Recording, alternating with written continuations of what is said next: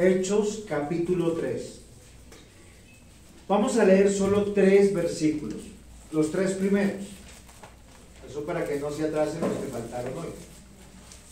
Había entonces en la iglesia que estaba en Antioquía profetas y maestros: Bernabé, Simón el que se llamaba Níger, Lucio de Cirene, Manaén, el que se había criado junto con Herodes el tetrarca, y Saulo. Ministrando estos al Señor y ayunando el Espíritu Santo, y dijo el Espíritu Santo: apartarme a Bernabé y a Saulo para la obra a que los he llamado. Entonces, habiendo ayunado y orado, les impusieron manos y les despidieron. Muy bien. Acabamos de dejar el capítulo 12 con la muerte de un gran hombre de la historia, con una muerte horrible, comido por los gusanos. Un hombre que buscó agradar a los hombres y no a Dios. Un hombre que profundamente buscaba agradar a los políticos y a los hombres religiosos. Y él fue herido por Dios. Bernabé y Saulo cumplió su servicio y volvieron a Jerusalén. Y se llevaron consigo a Juan, del que tenía por sobrenombre Marcos. Hasta ahí quedamos, ¿cierto? Ahora partimos de la iglesia de Antioquía. Parece ser que por alguna razón ya el centro de operaciones de la iglesia no es Jerusalén, es Antioquía. Y hay algo que es muy interesante. Vamos a hablar un poquito de viajar. ¿Por qué viajamos? ¿O por qué salimos del país donde estamos? ¿O por qué nosotros tomamos esas decisiones y cómo las tomamos? O nosotros como iglesia, ¿cómo hacemos? Y nos preguntamos, ¿cuándo es el momento de fundar otra iglesia? Para mí es muy difícil porque yo he hablado con algunos pastores. Yo les digo, a veces me siento como repartiendo miserias. ¿Por qué razón? Porque mandamos un hombre de Dios con escasos recursos, escaso equipo ministerial, a luchar con personas para que conozcan de Cristo, para que conozcan de la salvación, para llevar el mensaje del Evangelio. Y a veces con resultados muy infructuosos. Porque los resultados se cuentan, ¿o no? Uno mira alrededor y uno dice, oiga, acá hay resultados. Ahora, ¿qué es lo interesante? Cómo tomar decisiones. Cómo comenzar una nueva iglesia. ¿A quiénes enviamos? O sea, si nosotros tuviéramos que comenzar una nueva iglesia, ¿a quién enviamos? Porque yo he escuchado planes de todo tipo. Yo he escuchado a una hermana que me dice, no, pastor, yo me voy a ir a una finca y yo voy a predicar el Evangelio. Bien, chévere, buen deseo. Pregunto, ¿y a los que predica quién los bautiza? ¿Quién los hace miembros de una iglesia? ¿Quién les sirve la cena? ¿Sí se han preguntado esas cosas? Cuando deseamos viajar o hacer proyectos de vida, ¿cómo los hacemos? Porque a veces nosotros escogemos el lugar, escogemos dónde vamos a vivir, preveemos dónde vamos a trabajar. Y algunos, no todos, dicen, pastor, ¿será que hay una iglesia por allá de la de nosotros?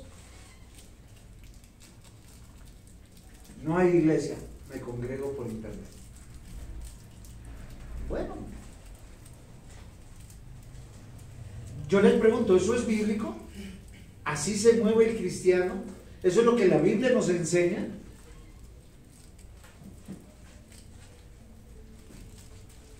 Fíjense que la tecnología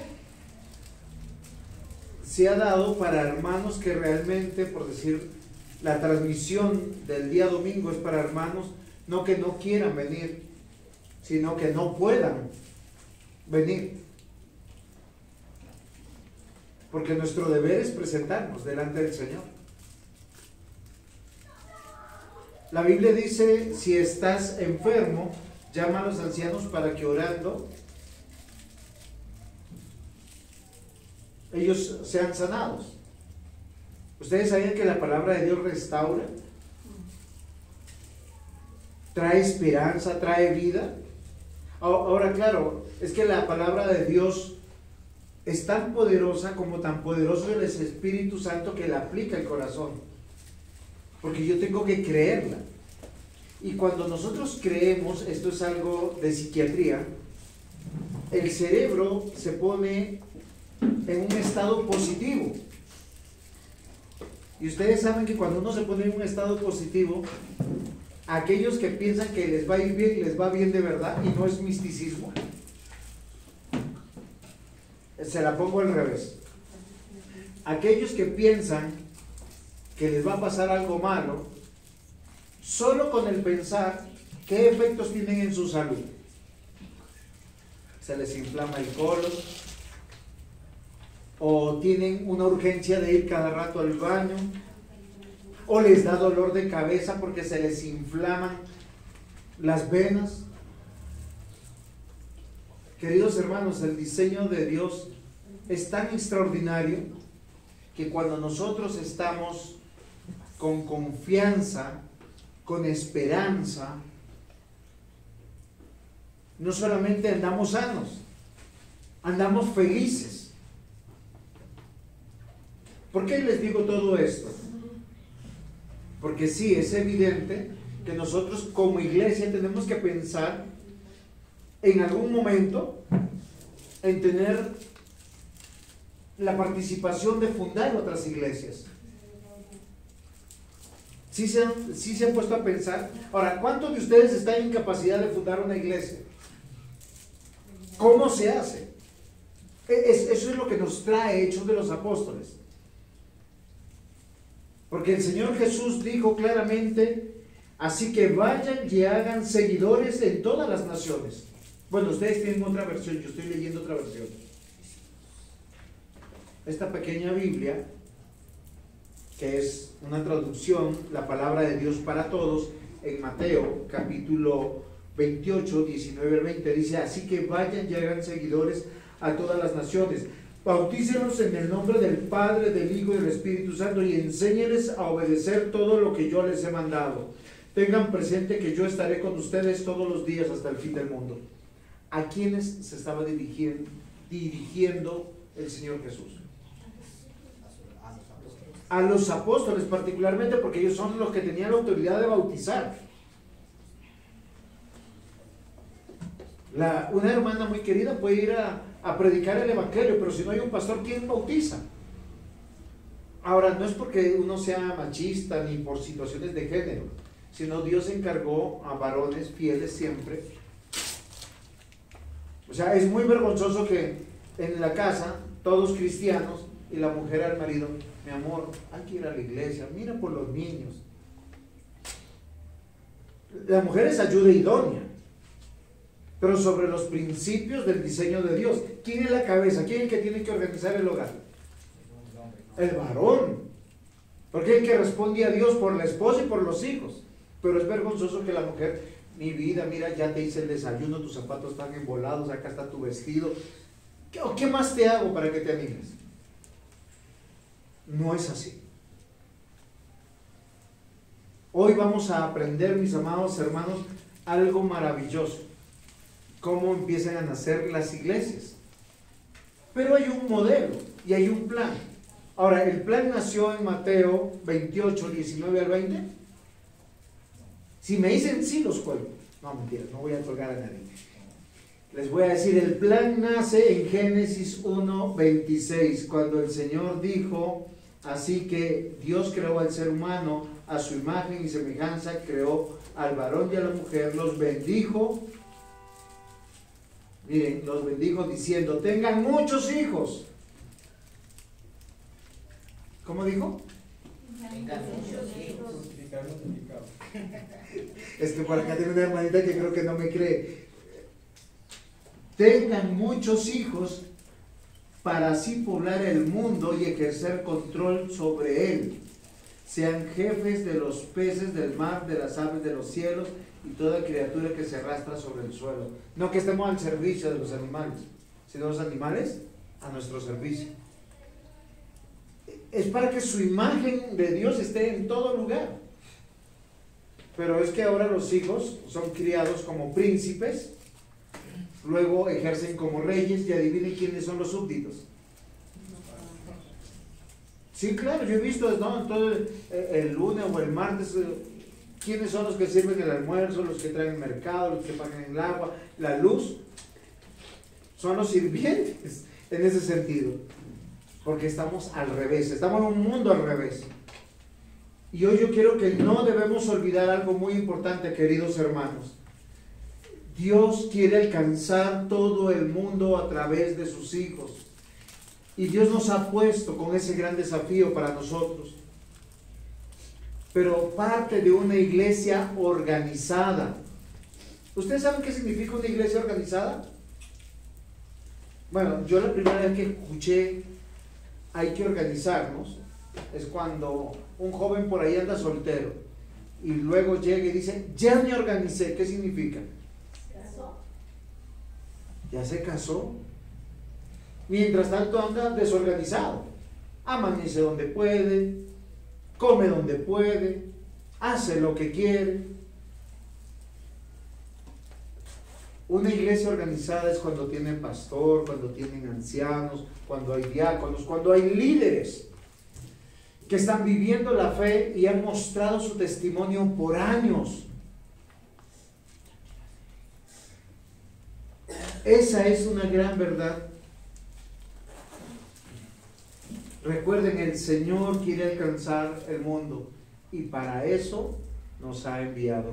Hoy el título de la predicación es Los enviados. Así de sencillo. A mí me gustan títulos corticos para ver si nos acordamos de algo por lo menos. Los enviados. Ahora, alguno dirá, Señor, a mí me ha enviado. Sí, porque todos queremos ir a las naciones, ¿no? Si los pongo a pensar en qué nación quiere ir, no a ganar dinero, sino a predicar el Evangelio. Y la mejor manera de ser útiles dentro del reino de Dios es hacer las cosas conforme al diseño de Dios. Y Dios diseñó un modelo para que la iglesia envíe personas. Ahora, voy a trabajar 3 puntos como siempre. Los enviados. Punto 1, son creyentes.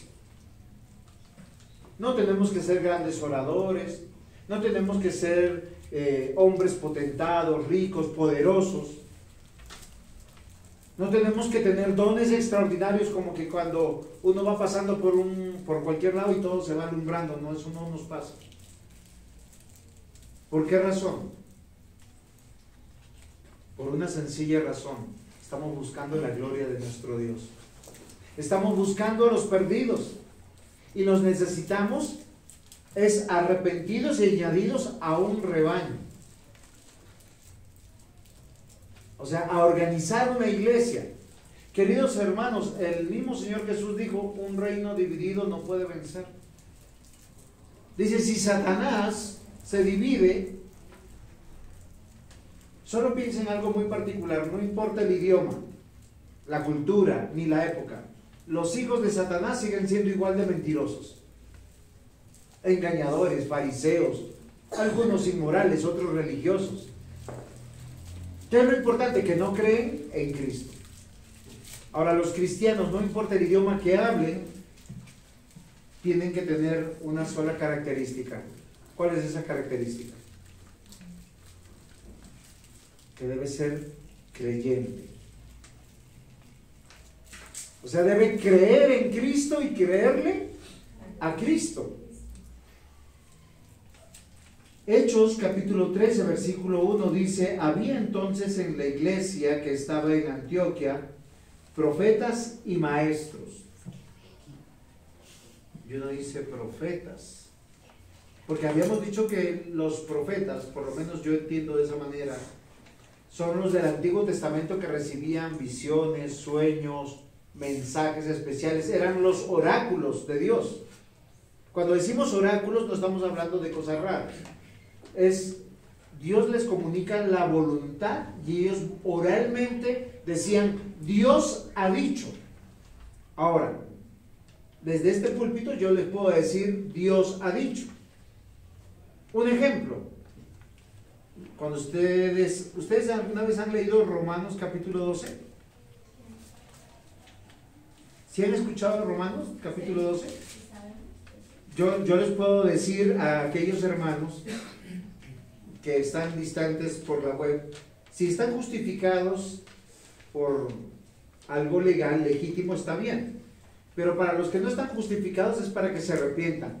Dios ha dicho: así que, hermanos, os ruego por las misericordias de Dios que presentéis vuestros cuerpos en sacrificio vivo, santo, agradable a Dios, que es vuestro culto racional. No os conforméis a este siglo, sino transformaos por medio de la renovación de vuestro entendimiento, para que comprobéis cuál sea la buena voluntad de Dios, agradable y perfecta. Esto es fácil. Si usted entiende,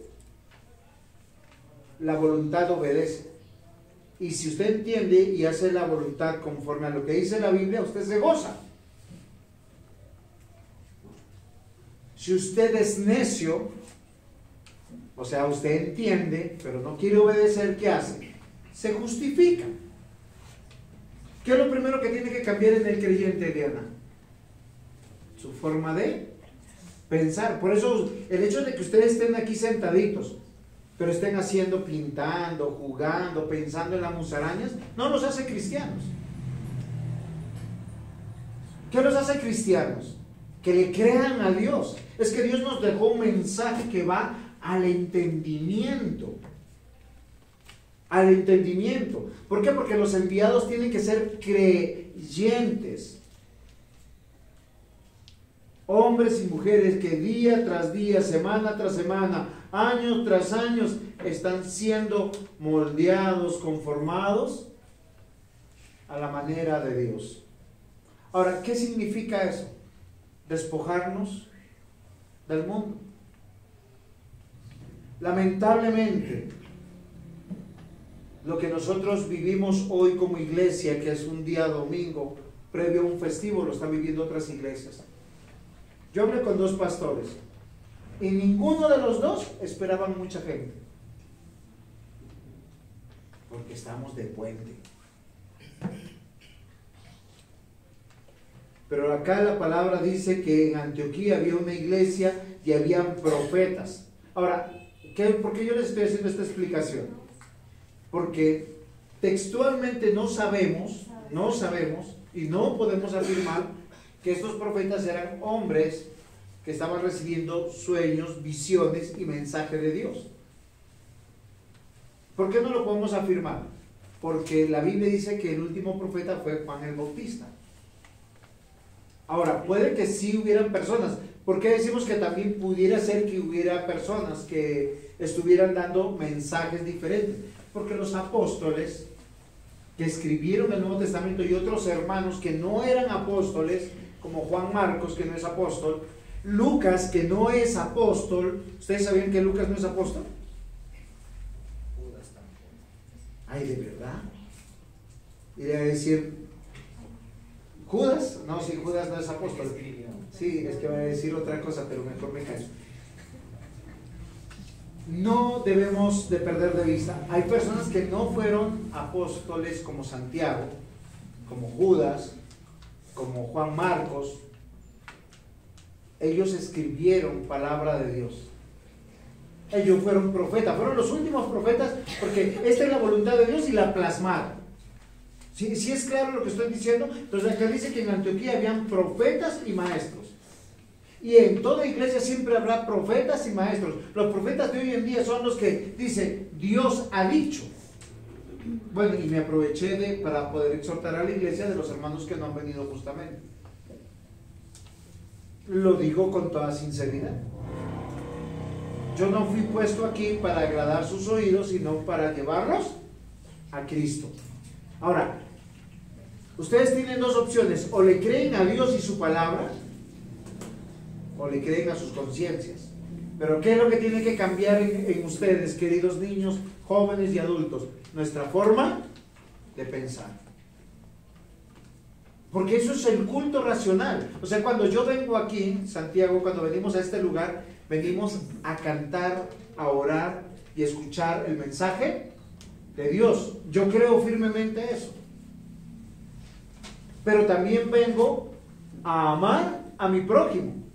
Aquellos que por la web se reúnen, ¿qué están cumpliendo? Con la mitad del mandato. ¿Por qué razón? Están adorando a Dios, porque están orando con nosotros, cantando con nosotros y están escuchando el mensaje de Dios. Sin embargo, la otra mitad, ¿cuál es? Amar al prójimo. ¿Ustedes saben cuántos de nosotros necesitamos un abrazo? Necesitamos que nos pregunten ¿cómo estás? Mi esposa muchas veces dice, ay, yo vi a la hermana y se fue y no la pude saludar.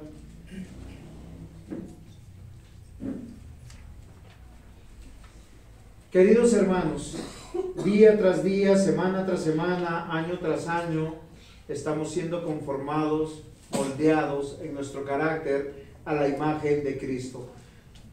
El mismo Señor Jesús dijo, llevad mi yugo sobre vosotros y aprended de mí, que soy manso y humilde de corazón, y hallaréis descanso para vuestras almas. Yo les voy a decir algo que hemos luchado desde niños, y si le preguntamos a Julieta, ella me va a decir que sí. Ella quisiera ser libre e independiente, hacer lo que quiere, sin que papá y mamá le estuviera diciendo, no vayas esto, no hagas lo otro. ¿O no es así, Julieta? ¿Tú quisieras hacer tu voluntad o no?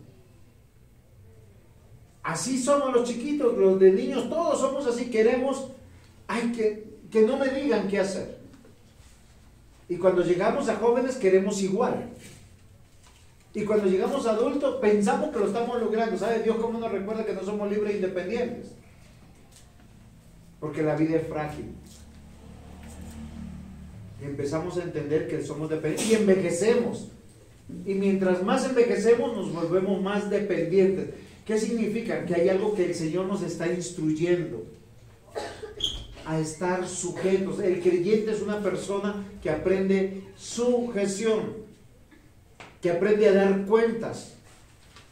¿Ustedes se imaginan que yo fuera como algunos creyentes que sencillamente, pastor, no puedo ir porque mañana es festivo y necesito descanso? Oiga, pero yo soy el pastor, ¿a quién le escribo? ¿A quién le tuviera que escribir yo? ¿A Dios? Es que la sujeción parte no de lo abstracto. Solo piensen en algo. El esposo sale a las 6 de la tarde. ¿A qué hora tiene que llegar a la casa? Y él tiene que llegar a la casa. Eso es sujeción. Los hijos salen del colegio y tienen que llegar a la casa. Eso es sujeción. Por eso que el que honra a Dios es el que está en casa, el que es cabeza y el que permite o no permite cosas. Él responderá a Dios. Y el Señor Jesús dice que Él nos enseña a ser creyentes a partir de la sujeción. Aprended de mí, que soy manso y humilde de corazón, y hallaréis descanso para vuestras almas. Nosotros sufrimos mucho porque queremos ser independientes y no lo somos. Ninguno, ni siquiera el pastor. Filipenses 2:5. Haya pues en vosotros esta actitud que hubo también en Cristo Jesús. El Señor Jesús estuvo sujeto a la voluntad de Dios Padre. Solo piensen de esta manera. Dios creó a todos los seres humanos. Y Dios no escogió al pueblo más poderoso, ni más grande, ni más hermoso para que naciera su hijo. Escogió al pueblo más insignificante, dice. Y si ustedes conocieran la raza de los palestinos o de los judíos, ustedes se van a dar cuenta que no son bonitos. O sea, Jesús en términos humanos no fue bonito. De hecho, la Biblia dice que Él no fue hecho bonito, que su apariencia no era agradable. Si usted quiere, lo puede comprobar, Isaías 53. ¿Para qué? Para que las personas no digan que lo siguen por su belleza externa. Dios le escogió papá y mamá. Por si ustedes, algunos yo he escuchado, dicen, si me hubiesen puesto a escoger, les aseguro que todos hubiéramos cambiado de papá y de mamá. ¿Por qué razón? A nosotros, a algunos no nos gusta el color de nuestros ojos. Sí, los filtros son ojos azules y verdes. Para los latinos, para los europeos son ojos cafés. Si nosotros no estamos de acuerdo con el color de nuestra piel o con la contextura de nuestro cuerpo, ¿no? ¿Sí se han dado cuenta? Hay algunos que son extremadamente delgaditos, otros extremadamente gruesos, otros son con proporciones curvilíneos o curvilíneas, voluptuosos. Ahora, si usted solo piensa en eso, usted está diciendo, mi papá y mi mamá debería ser otro. Porque eso viene en la genética, ¿o no? O sea, si usted es muy alto y quisiera ser bajito, yo he escuchado hombres decir, yo no estoy agradado de mi estatura. La estatura de este señor, que es un pastor, Cornelio Hegeman, es de 2,5 metros. El más alto acá en Colombia se siente pequeñito al lado de él. Lo miro así. Imagínense al más chiquitico, no lo encuentran. Pero bueno, no, en serio, yo le llego como por aquí. Pero él no se sentía ser cómodo de ser alto. Me dice, en el avión tengo que ir en primera clase. No puede ir en los puestos normales, porque no cabe ni con las rodillas. O sea, no entra. En un taxi no puede coger de los pequeñitos. No puede quedarse en cualquier cama porque queda muy encogido. No puede, él en una cama normal salen sus piecitos. Sufre. Pero ¿por qué yo les digo esto, mis amados hermanos? El Señor Jesús, nuestro Señor Jesús, Filipenses 2:5 dice, haya pues en vosotros esta actitud que también en Cristo Jesús. ¿Cuál fue? Se sujetó a la voluntad de Dios Padre. Ahora, eres el ejemplo de los creyentes. La Biblia dice que nosotros estamos siendo conformados a como Él fue en su humanidad. Dejemos de quejarnos tanto de cómo somos, sino agradecidos de todo lo que tenemos.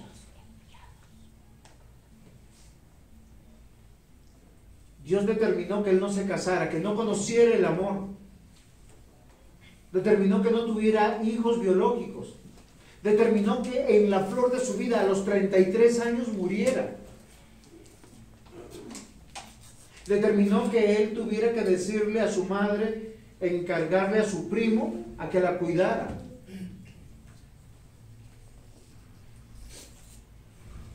Y nosotros nos quejamos. Para ser enviados tenemos que entender que debemos ser creyentes, porque los enviados son creyentes, y el creyente es aquel que le cree a Dios, por lo tanto se sujeta al diseño de Dios. 1 Pedro 2:21, porque para este propósito habéis sido llamados, pues también Cristo sufrió por vosotros, dejándonos ejemplo para que sigáis sus pisadas. Ustedes saben que una característica de los hijos de los reinos de las tinieblas es hacer lo que quieren. No se sujetan a nadie. No dan cuentas de su vida a nadie. Porque a veces nosotros nos sentimos orgullosos de eso. No queremos que nadie nos diga nada. No importa si estamos en el mayor de los problemas, porque si no, ¿cómo se siente? Que uno se mete en el rancho, ¿no? Hay algo que nosotros tenemos que entender, y es triste, queridos hermanos, porque hoy en día nosotros queremos privacidad, que nadie sepa. Para mí es vergonzoso, y yo he tenido que llamar la atención a varios pastores. En su WhatsApp siempre usan esa opción de no confirmar si recibieron o no recibieron el mensaje. Es que los cristianos nosotros somos transparentes. Pues si no queremos usar ese tipo de tecnología, no lo usemos, pero si la usamos, debemos saber usarla porque muestra lo que hay en nuestro corazón. Que somos transparentes. Cristo nos mostró sus pisadas. Él cuando tenía que dormir lo hacía públicamente. Él no le decía, miren, hasta la escritura dice, estaba cansado y se quedó dormido. Y lloró. Hay algunos que dicen, no, yo no quiero que me vean llorar, que no me vean sufrir. Y cuando estuvo furioso en el templo, él lo hizo públicamente y lo dejó escrito aquí. Si somos creyentes, somos dependientes. Cuando decimos dependientes es que damos cuentas a alguien. Por eso todo creyente es añadido a una iglesia. Y en cada iglesia Dios ha levantado sus oficiales, los líderes que están ahí, es a quienes yo les doy cuentas. Miren, queridos hermanos, mi cuñado es Otoniel Dueñas, pero siempre en mi casa lo tratamos como el diácono. Aquí está Juan David que diga que no, él no está. Yo le digo, llamó al diácono, le pidió permiso al diácono, él es su tío. Pero ante todo Dios le dio algo que es el diácono. ¿Por qué razón? ¿Por qué razón, mis amados hermanos? Porque yo tengo que enseñarle a mi hijo el modelo correcto. Cuando hablamos de un pastor decimos el pastor fulano de tal. ¿No les parece bonito? Eso, ¿saben cómo se llama? Respeto, gratitud a Dios. Porque yo he escuchado que algunos delante de uno, pastor, pastor, y en la espalda no es pastor.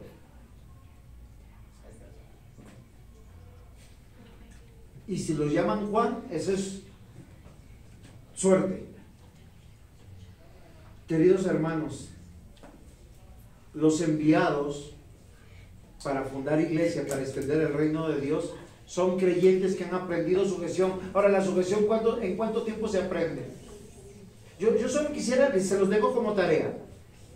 De Hechos capítulo 6, que nos empiezan a narrar Pablo, a Hechos 12, ¿cuántos años han pasado?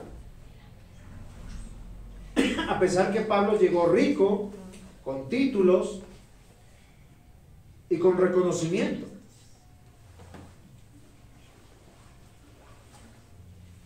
De hecho, la primera vez que él llegó a la iglesia, todo el mundo se asustó. Dijo, este es un infiltrado del reino de las tinieblas. Queridos hermanos, solo revisen su corazón. ¿Saben por qué no nos gusta la sujeción y respetar a nuestras autoridades? Porque somos rebeldes. Pero algo que Dios nos va a enseñar a lo largo de la vida es que si tú vas a ser un enviado, vas a ser útil dentro del reino de Dios, aprenderás sujeción y a honrar al que es de honra.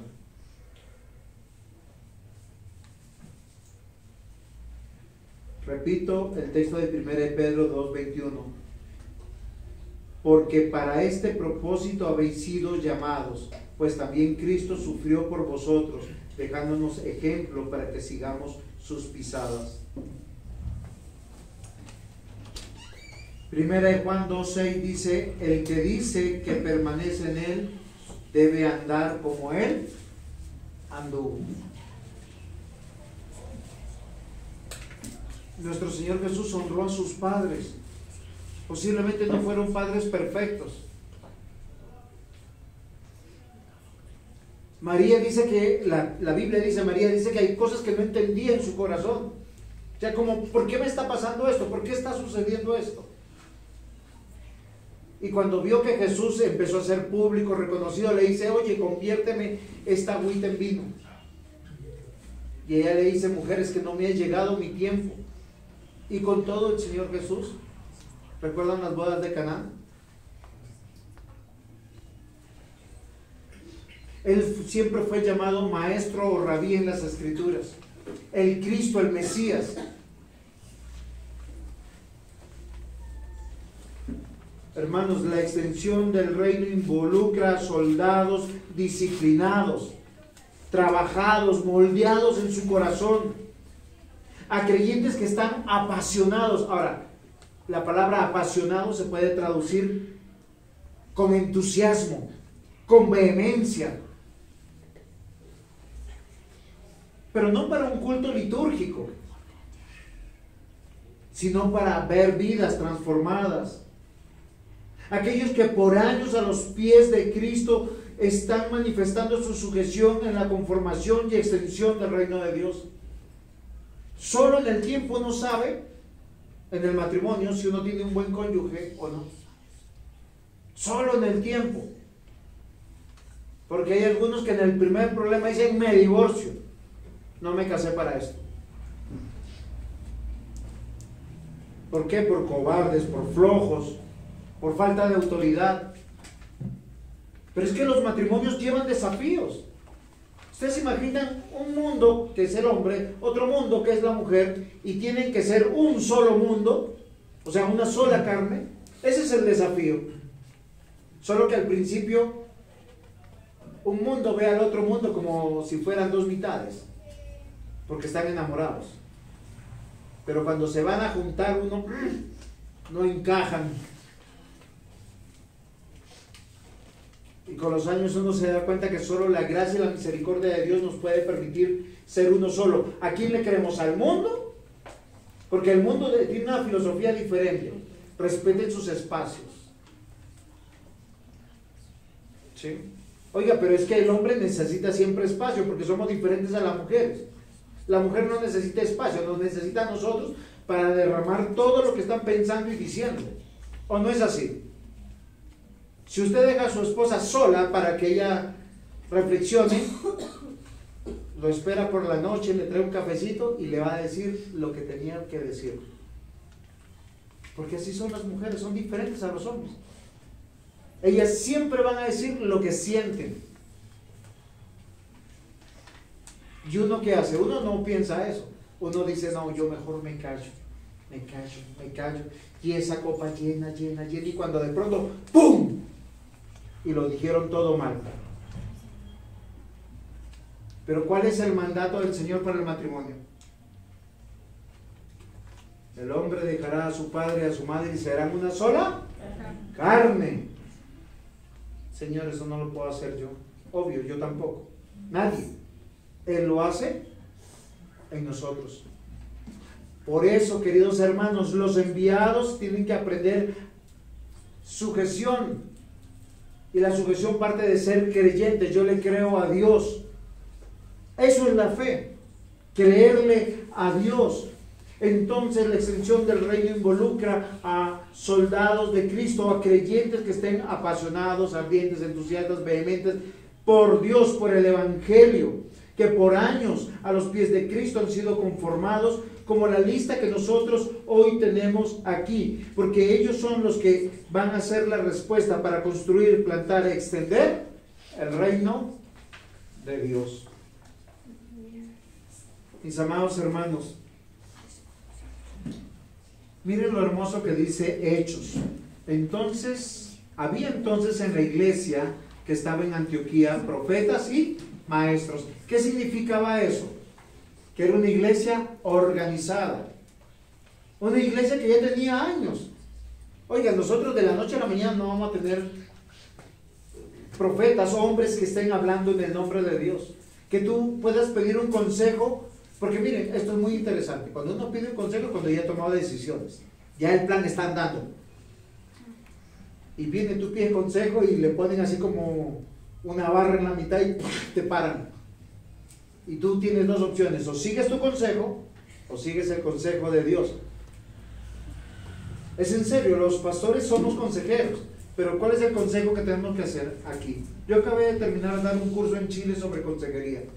Yo le decía, la trampa es siempre agradar a las personas, porque cuando te preguntan algo es porque ellos ya tienen la respuesta y la justificación y la contrarrespuesta. Es que voy a hacer esto, por esto, por esto y por esto. ¿Cuál es el deber de uno? Orientarlos conforme al diseño de Dios, porque a veces uno se salta a los diseños. Hace 8 días decíamos, hay personas que se sienten bendecidas en medio de una mala vida y se buscan sus solos problemas. Sin embargo, la Biblia dice que una iglesia organizada es alguien que tiene profetas y maestros, o sea, líderes, trabajadores por el reino de Dios. Y miren lo interesante, acá vienen 5 nombres. Entonces los enviados deben ser, son creyentes, punto 1. ¿Cuál es el punto 2? Son probados. Probados. No de gustar, sino que han sido puestos a prueba. O sea, yo como sé que, por decir que Yang-Li va a ser un hombre fiel. No es en serio, es que hay personas que se enamoran de la noche a la mañana, porque les gustan sus ojos, porque les gusta su cabello, porque les hacen reír, porque la pasaron bonito y quedaron... Eso se llama enamoramiento. Sí, y el cerebro te juega una mala pasada, porque cuando uno está enamorado, está intoxicado de dopamina. Uno no ve la realidad, uno ve lo que quiere ver. Y su entusiasmo está basado sobre las neurohormonas. Es en serio, así funciona. Por eso nosotros tenemos que renovar nuestra mente, tener dominio propio, tranquilidad y paz. Y para eso tenemos que ser probados. Probados, queridos hermanos. Los enviados son creyentes, aquellos que han sido probados en su carácter, confiables, firmes, a pesar de las circunstancias. No es en serio, o sea, ¿ustedes cómo saben que yo soy firme en mi llamado como pastor? Porque he pasado circunstancias con ustedes. Mi esposa enfermó y tuve que estar acá al frente. ¿Qué tal yo derrumbado, arrumado por ahí llorando? No sé qué hacer. Dirían, no es confiable. No, ya entendí lo que me decían. Usted es el pastor, lo que queremos ver más fuerte, pero el que no más fuerte no podía.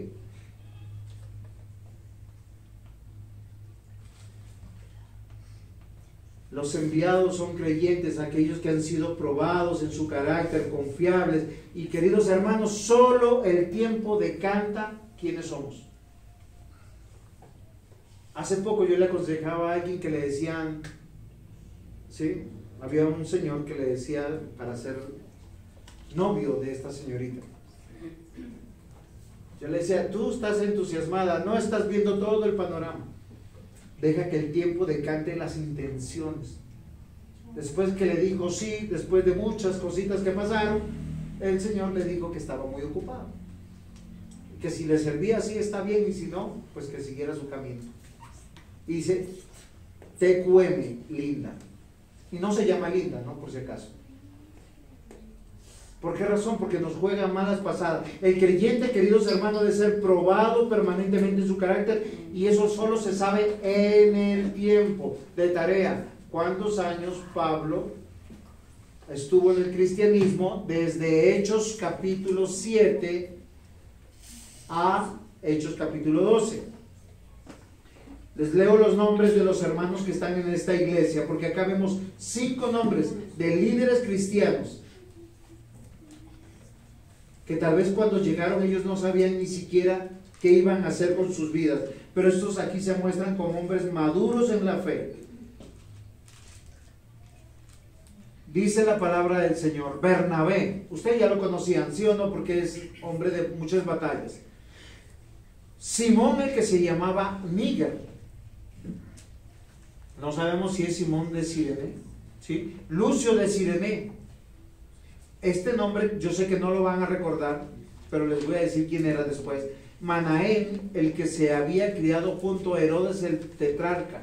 ¿Ustedes se acuerdan de Herodes el tetrarca? Es uno de los Herodes que persiguió a Jesús, que estuvo en contra de Jesús. O sea, era un primo o hermano de Herodes, pero ahora es un cristiano. Y es un líder de la iglesia. Y Saulo. Hay 5 hombres ahí. Ahora, de estos 5 hombres, ¿a quiénes enviaríamos a poner o a fundar iglesia? Pues la respuesta es evidente. Aquellos que han sido probados para trabajar en equipo. Es una realidad que aquellos que fueron llamados a liderar en la dirección no son llamados a protagonizar, sino para poder trabajar en equipo, siendo luz, siendo sal en medio de la oscuridad. Por eso los hogares de los pastores, de los ancianos, de los diáconos deben ser de puertas abiertas. No debemos ser falsos y debemos ser prudentes en todo nuestro actuar. Los creyentes junto con sus familias, aunque acá no se nombran las familias, pero hay familias involucradas. Porque ellos son los que son elegidos para extender el reino de Dios, que Dios ha levantado y ha llamado a formar hombres y mujeres para extender su reino. Ahora usted se imagina que, como yo les decía, cómo tomamos decisiones para hacer viajes. Acá estos 5 hombres que están, Bernabé, Simón, Lucio, Manaén y Saulo. Los 5 están sirviendo contentos en la iglesia. Algunos están diciendo, yo me quiero ir de la iglesia. Ya se cumplió mi tiempo aquí, ya no veo que ustedes me hagan caso, no me escuchan. No, ninguno. Ellos están quietecitos. Pero Dios tiene un plan. Miren, Dios no mueve a los que no hacen nada dentro de la iglesia. ¿A quiénes son los que va a mover? A los que están ocupados y dirigiendo. ¿Por qué? Porque son los que tienen la capacidad de conformar otra iglesia. ¿O no es así? Son los que están apasionados por Dios, deseosos de predicar el evangelio, deseosos de salvar, de restaurar hogares, restaurar vidas. Porque hay algunos que están tan apasionados de su vida que solo están dando vueltas en el yo. Yo quiero, yo deseo, yo anhelo. Entonces, en ese yo, a veces es yo viajo y ¡pum!, salieron fuera de la iglesia. Ustedes no van a encontrar un solo testimonio dentro de la iglesia de esa manera. Ahora, no estoy diciendo... Ahora, cuando Dios mueve la iglesia, a veces la mueve en equipo. Hay equipos misioneros. ¿Por qué razón? Porque Dios mueve personas, grupos de personas, para llevar su evangelio a otros lados. Y acá hay una característica del creyente, la mansedumbre. ¿Ustedes saben qué significa ser manso, Eliana? ¿Qué significa ser mansa? Que tiene que ser, no, humilde es una cosa, manso es otra cosa. Dócil. Ahora solo piensen en algo. Cuando uno encuentra animales dóciles y animales no dóciles, el dócil, ¿qué es? Domesticado, amansado. El resto es salvaje, impetuoso. No me dejo, no quiero, hago mi voluntad. Estos 5 hombres, se los repito, Bernabé, Simón, Lucio, Manaén y Saulo, habían manifestado su docilidad, su mansedumbre. Y el mansedumbre tiene un sinónimo muy bonito: obediente, disciplinado. Yo por eso les digo, o sea, ustedes se imaginan tener un pastor o un líder al frente de la iglesia. Este domingo no tenemos culto porque es que me invitaron con mi familia a la celebración de las madres. Ustedes entienden. ¿Qué pensarían? Pandemia, cerramos la iglesia. Pero no se olviden mandar sus diezmos, ¿no? No, yo conocí pastores así. Ni una oración, ni un devocional, ni una llamada. pero llegaba el fin de mes, oiga, ¿y sus diezmos? Queridos hermanos, el significado bíblico de mansedumbre es dócil, obediente, sujeto, disciplinado en el reino de Dios, y Dios a través del tiempo decanta el carácter de una persona para que sea así. Queridos hermanos, no es lo que nosotros queremos. ¿Se han preguntado cuál es el plan de Dios para sus vidas? ¿Dónde pertenece? ¿Dónde está su identidad? Una de las dificultades de cualquier hijo en crianza es cuando está de colegio en colegio, de barrio en barrio, de zona en zona, porque no tiene identidad con nadie. Pregunten a los psicólogos o a los psiquiatras, eso trae problemas de identidad. Son personas introvertidas en algunos casos o extremadamente hipócritas en el otro. ¿Por qué razón? Porque nunca afianzaron ni se apalancaron con verdaderos amigos. Nunca pudieron enraizar relaciones con nadie. Y son personas que les cuesta mucho expresar lo que sienten, porque no confían en nadie y se ahogan en un vaso de agua. Pero en el Evangelio no es así.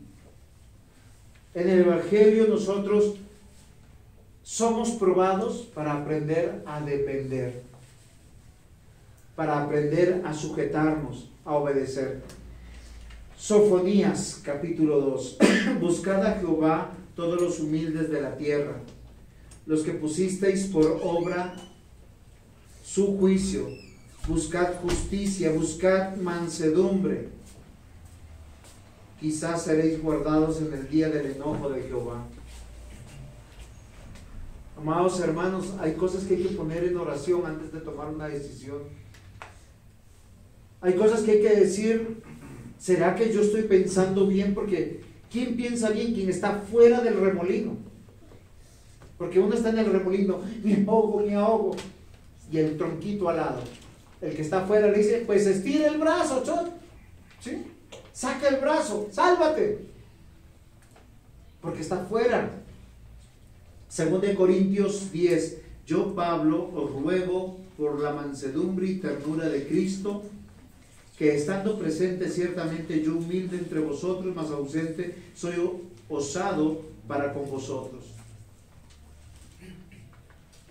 Y Efesios 4, con toda humildad y mansedumbre, soportaos con paciencia los unos a los otros en amor. En el único lugar donde nosotros somos moldeados es en la iglesia. ¿Saben por qué? Porque acá en la iglesia nadie nos tiene que soportar.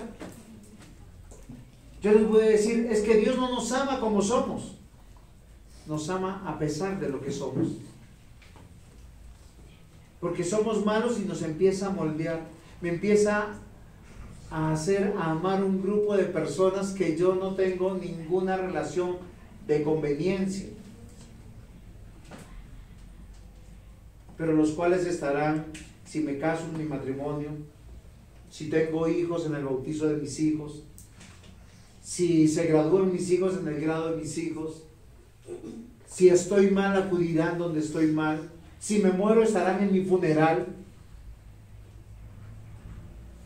Los enviados son creyentes y son probados.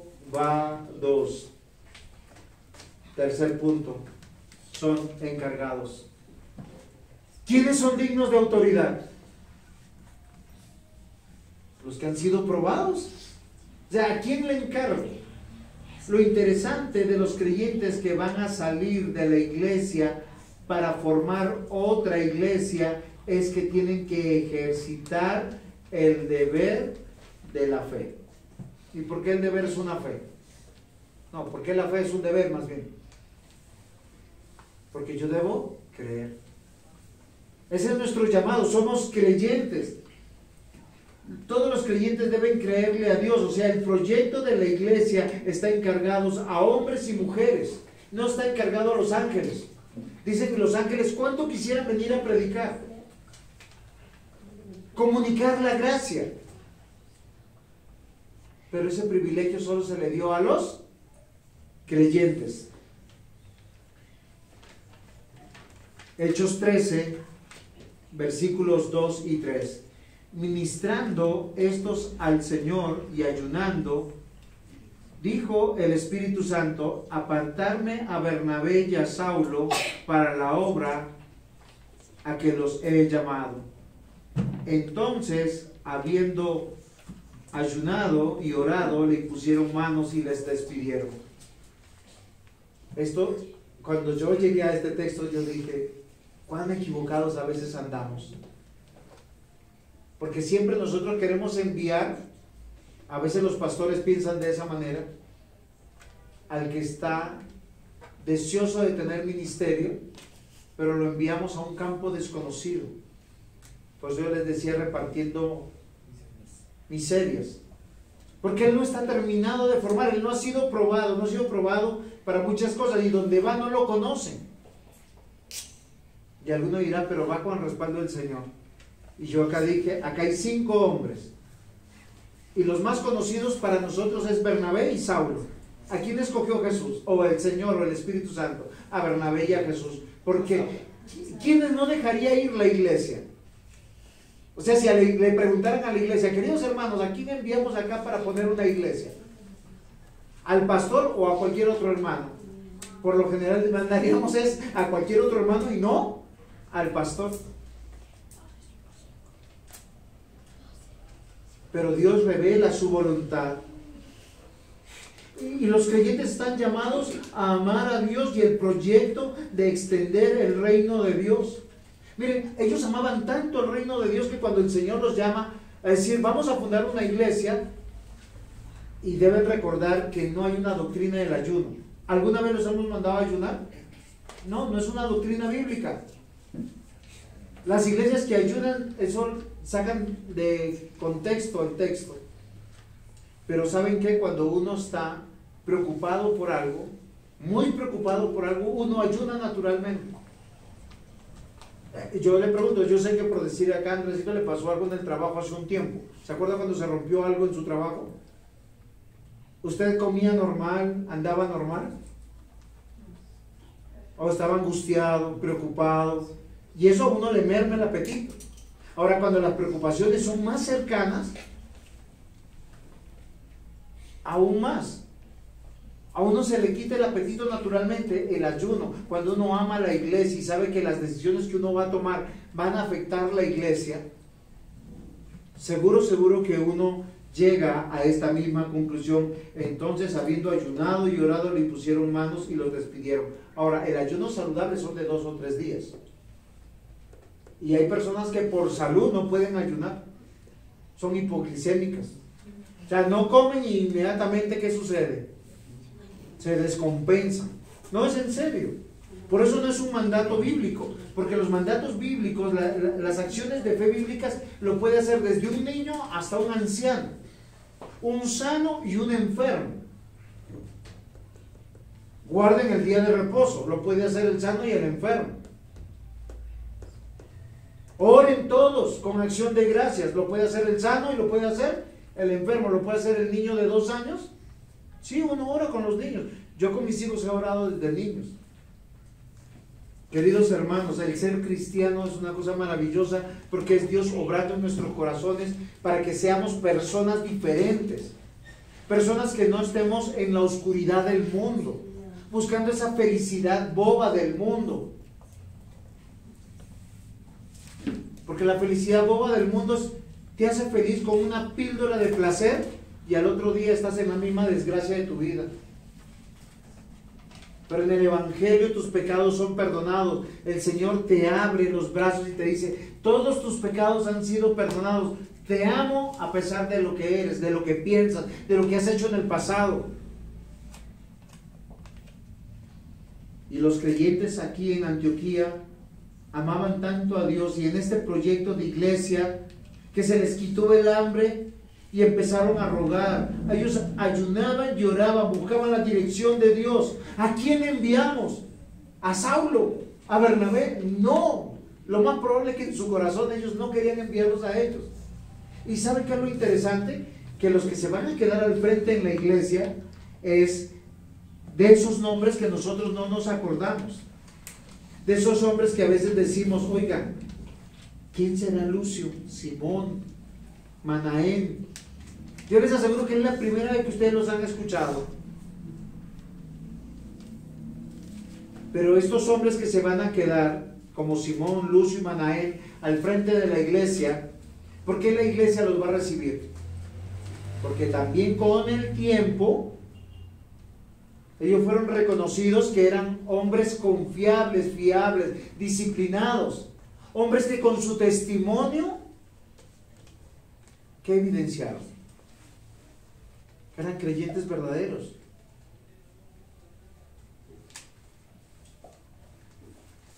Señoritas, ¿ustedes cómo escogen novios? ¿Cómo escogerían novios? Por los ojos, por los oídos.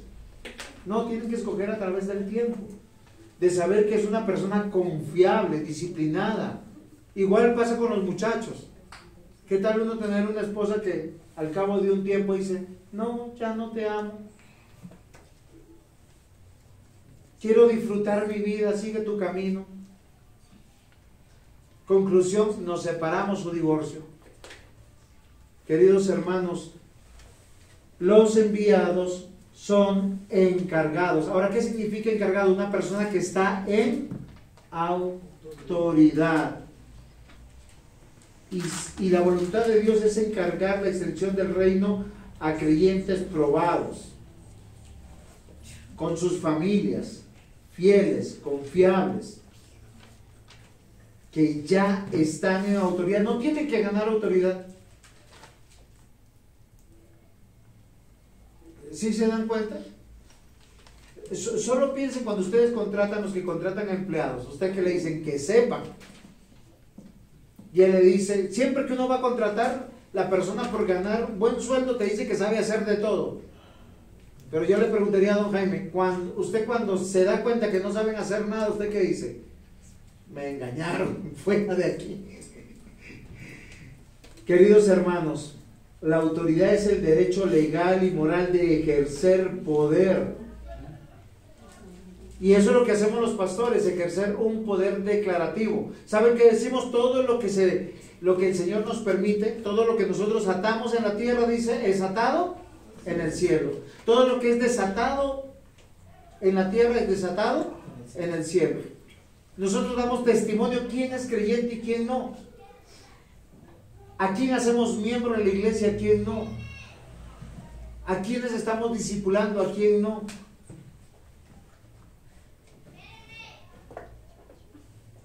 La realidad es que la iglesia siempre tiene creyentes maduros y son los que ejercen la autoridad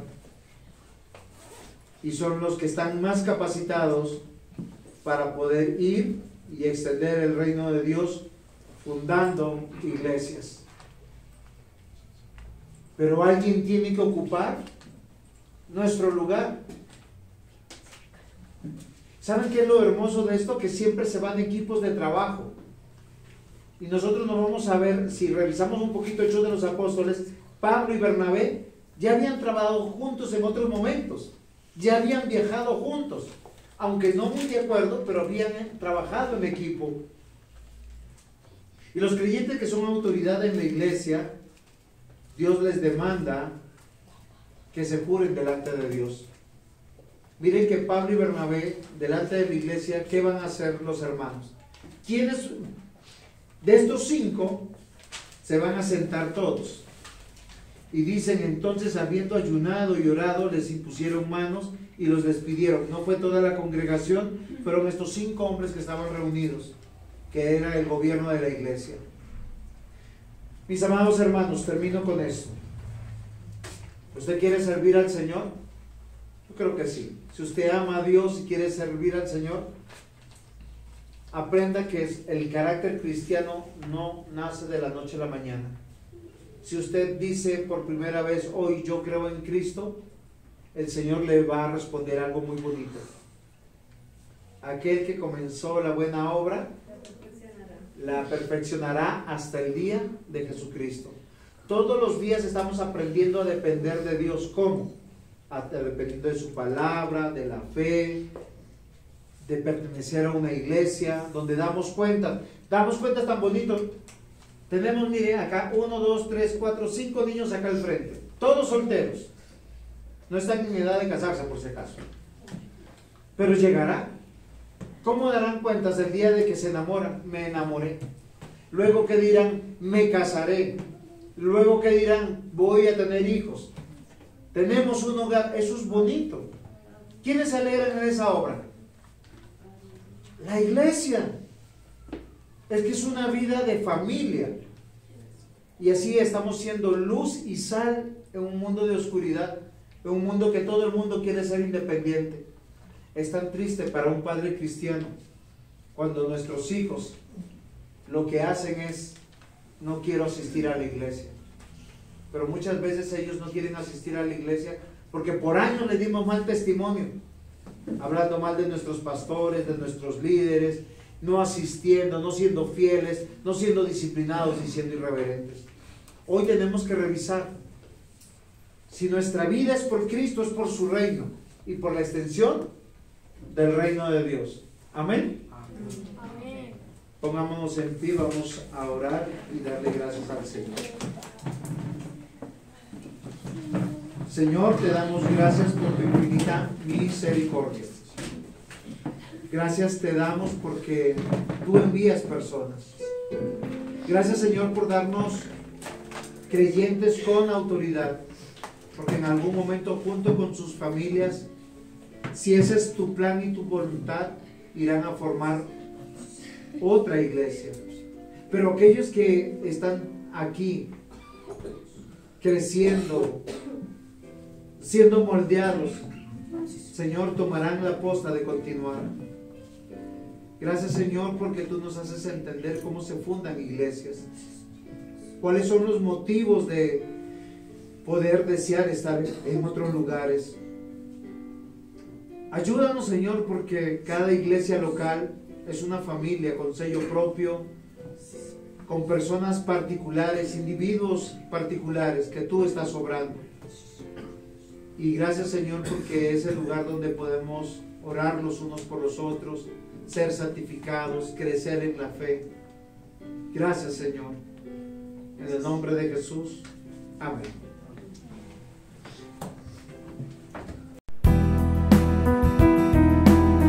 La Iglesia IPVR de Colombia, Ebenecer, les da la bienvenida a su predicación dominical.